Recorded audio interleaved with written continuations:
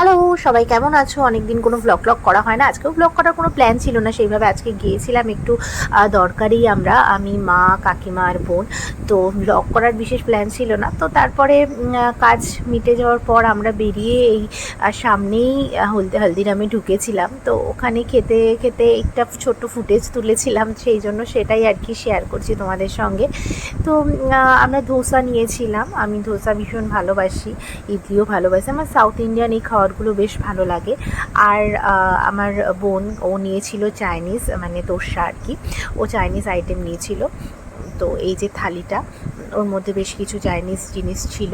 আর একটা নিয়েছিলাম, লস্যি নিয়েছিলাম। তো আমার তো বেশ ভালোই লেগেছিল ধোসাটা খেতে, কিন্তু ওই যে চাইনিজ যে আইটেমটা ছিল বোন নিয়েছিল, ওটা আমার খুব একটা ভালো লাগেনি খেতে। আর সবশেষে ডেজার্টে নিয়েছিলাম রাবড়ি আর এই চিজি কেকটা। তা যাই হোক, ওখান থেকে ঠাকুরনগর লোকাল ধরেছিলাম আমরা শিয়ালদা থেকে, কিন্তু মানে আমরা তো নামার কথা ছিল চাঁদপাড়ায়, বাট ট্রেনটা একেবারে ডাইরেক্ট বনগাঁ অবধি চলে গেছিলো। আর কি করা যাবে। আর আমার ভীষণ শরীরটাও খারাপ হয়ে গিয়েছিল ট্রেনে আসার পথে, জানি না কেন হলো।